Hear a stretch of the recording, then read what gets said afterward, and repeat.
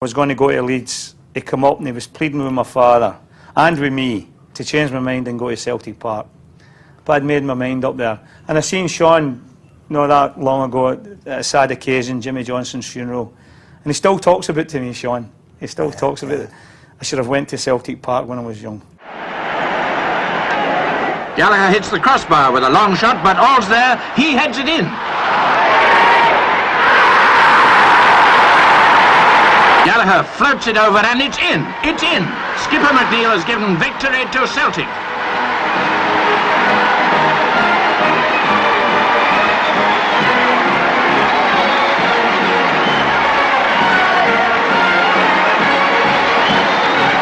And that's that. 18 times winners of the Cup since they entered the tournament.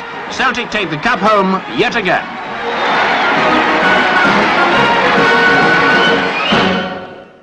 As it happened, I took all the corner kicks, free kicks, etc. And I'd been drafted into that team before the game.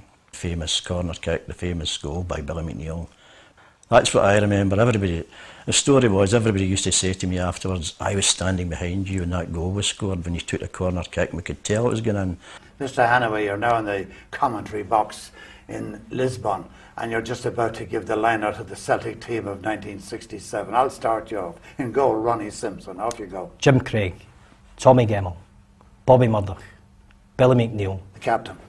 John Clark, Jimmy Johnson, Willie Wallace, Stevie Chalmers, Bertie Auld, Bobby Lennox. And we'd won the league, won the Glasgow Cup, won the Scottish Cup, won everything in Scotland. We're looking forward, you know, to winning the European Cup, although we knew it was a big test for us. But the players rose to the occasion. The final of the European Cup in Lisbon. Inter Milan playing left to right, and a penalty against Celtic. Celtic 1 goal down. Second half, and Celtic, facing one of soccer's most impenetrable defences, come within inches of that equaliser. Where's the ball now? Right. Well, the ball is with John Clark. In the left half position. He was alongside Billy. Yes. In the central of the defence. Okay. And where's Gemmell now? Well, at this time I'm alongside Billy on the left-hand side. Jim Craig has made a run down the right. Now, the cardinal sin was for both the fullbacks being forward at the same time. Right. All right. So if Jim Craig was going forward, I had to stay back. But there was no point me doing that because they only played with one player up. So we had Billy and with John Clark and Ronnie Simpson there. To look after the house. So that's sorted out. So they 3 against 1. So I said, well, that's not a problem. So I started charging forward. And Jim Craig by this time is just about the edge of the box. And I'm just arriving about 20, 25 yards out. And 3 times I had to shout at him to get the pass from the right-hand side. But what he did say to me later, he said, I was trying to pull 2 defenders towards me to give you a bit of space, and then he cut it back, and, well, the rest is history. Finally, with only 6 minutes to go, Gemmell centres and Murdoch shoots. what was it like to lift that European Cup? It's now called the Champions League. Jimmy, it was absolutely brilliant, to be quite frank with you. The one regret I've got is that every time I see the Champions League finals, as it's called now, I see the teams parading the cup on the field, and we couldn't do that. Why? They decided that, you know, the fans invaded the pitch, not in a malicious, in an endearment. They were just so delighted that we had won. We were on the other side of the stadium where Billy McNeil was presented with the cup, and then, like Billy, we had all to fight our way back through the crowds. And although we weren't playing, they knew who we were because we had our blazers on, so we were losing as much as the big Billy lost his shin guards, his boots, his trousers, his pants, everything. And it was just chaos, absolute chaos. It was a wonderful day. Billy McNeil and his magnificent men earned the thanks and admiration of their native Glasgow, Scotland, and the whole United Kingdom. It was a great day all round. Great day for the players, for the Celtic board, but particularly for the supporters. Because some of them, it took them weeks to get back because they'd spent all their money.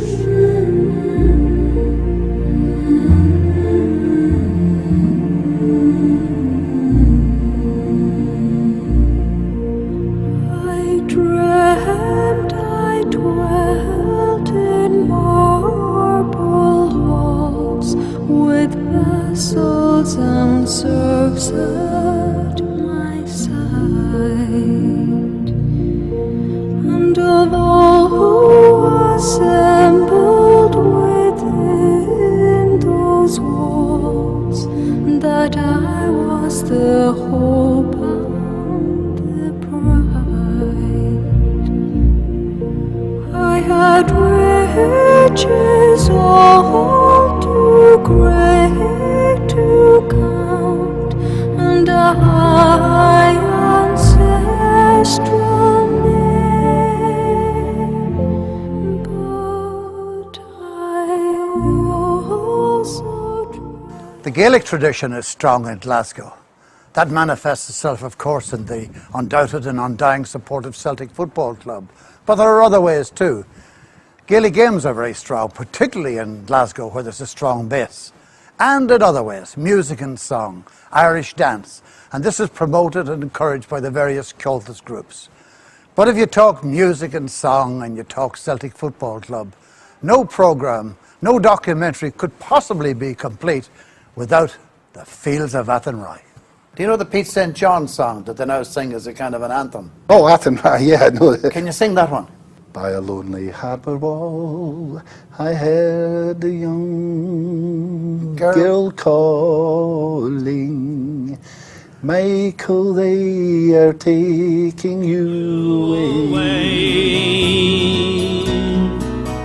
For you stole Trevelyan's corn, so the young might see the morn. Now a prison ship lies waiting in the bay.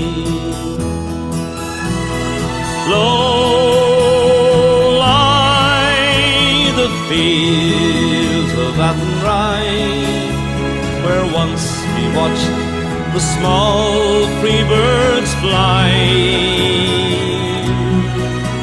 Our love was on the wing, we had dreams and songs to sing. It's so lonely round the fields of Athenry. By a lonely prison wall, I heard a young man. Where the Celtic thing kicks in is in a more contemporary sort of way, where people have taken Irish folk songs and adopted them as their anthems, in the way they've taken to, say, like the Fields of Athenry, which is a recently composed tune, wouldn't be regarded as a traditional tune, but it's a very, very strong anthem and has been adopted by the Celtic fans. What happened was Robert Peel, who was the Prime Minister in England at the time of the famine, decided that he would export our grain, which is of a very high quality, but because of the paucity of the culinary efforts in Ireland at the time, people didn't really use wheat. They lived on the potato and some churned milk. So he saw this wonderful crops that he could get huge money for in the European market. So to replace it, he got in touch with the Americans to buy in some cheap grain from them. But it was Indian corn, and the kernel of the corn was so hard, we had no mills in Ireland that could make it edible. So they decided to store it down in Cork, of all places. So there was civil disorder and some riots. And some of the fellows that went down to try and get some of the corn for their families were apprehended and shipped out to Australia on the coffin ships. So when I read all this, a lot of it as Gaelic in scripts that I found up in the University of Galway, I said to myself, well, what a terrible situation that must be, to leave your child, wife and child somewhere in the west of Ireland, which I happened to pick Athenry, make your way, bogs, mountains and everything, down to Cork, and then be shipped off to Australia. So it was a sad moment in Irish history. Well, the links between Irish traditional music and Scottish traditional music are also common.